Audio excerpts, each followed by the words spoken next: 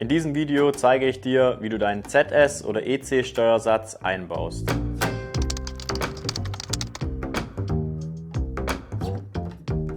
Hi, ich bin Marian von Acros. Solltest du einen BlockLog-Steuersatz verbauen wollen, findest du die passenden Videos hier oben in der Playlist.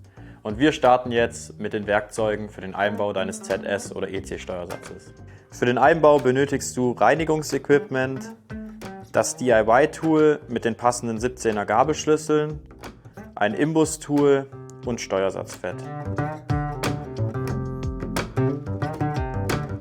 Im ersten Schritt reinigen wir den oberen und unteren Lagersitz von Schmutz und Fettresten.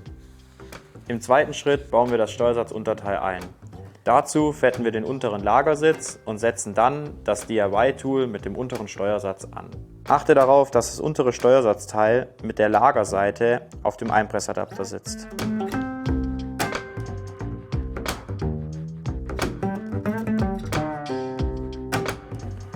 Der obere Einpressadapter wird mit der Rahmenseite auf das DIY-Tool gesteckt.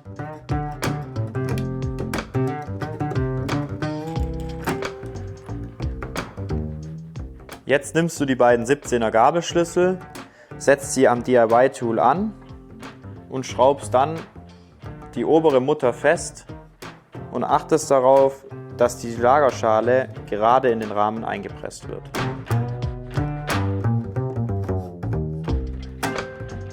Ist die Lagerschale gleichmäßig eingepresst und sitzt am Steuerrohr auf, löst du das DIY-Tool, indem du die obere Mutter wieder aufdrehst.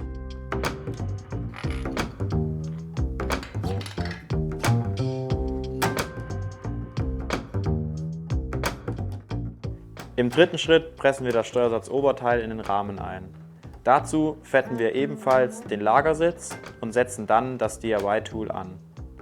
Achte darauf, dass du die beiden Einpressadapter mit der Lagerseite auf das jeweilige Lager platzierst und, falls du einen ZS44-Steuersatz einpresst, dass du den vorhandenen Metallspacer zwischen dem Einpressadapter und dem oberen Lager platzierst. Jetzt nimmst du wieder die beiden 17er Gabelschlüssel, setzt sie an und drehst dann die obere Mutter vorsichtig fest und achtest darauf, dass die Lagerschale gleichmäßig in den Rahmen eingepresst wird.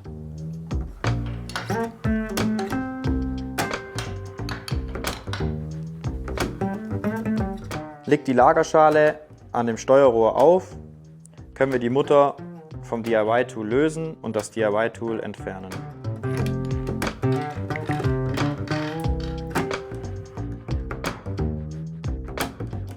Bevor wir zum Montieren der Gabel im Rahmen kommen, musst du noch dein Gabelkonus montieren. Wie das Ganze funktioniert, erfährst du in diesem Video. Bevor wir die Gabel im Steuerrohr montieren, reinigst und fettest du den Gabelschaft und das untere Lager.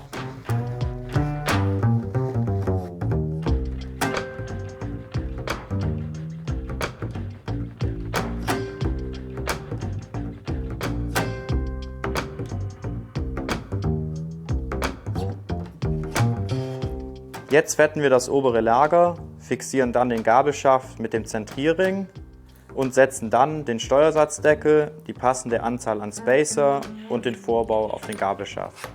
Das ganze System fixieren wir dann mit der Topcap und der Spieleinstellschraube. Bevor dein Rad wieder fahrbereit ist, musst du noch dein Steuersatzspiel einstellen. Wie das Ganze funktioniert, erfährst du in diesem Video.